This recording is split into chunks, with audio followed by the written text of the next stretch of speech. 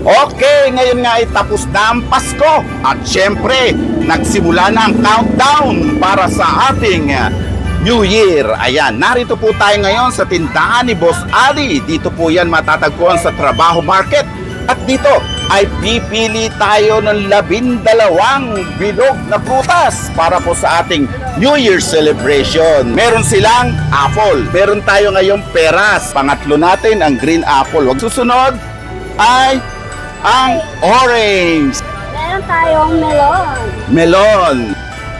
grapefruit, Grapefruit. persimmon, Persimmon. granada, Granada. Aba, alam ko yung granada. Ito, kiwi. Ito naman ay tayong pomelo, pomelo. Orange. Meron na tayong orange, di ba? Ah, wala. Ibang orange to. Grapefruit. guava bangko, Ayan, guava na Bangkok. Dragon fruits.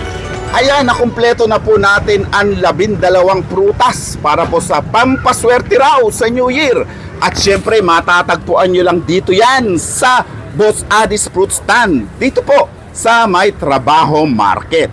Kaya halina kayo, punta na kayo dito. Huwag nang makipagsiksikan sa Divisoria.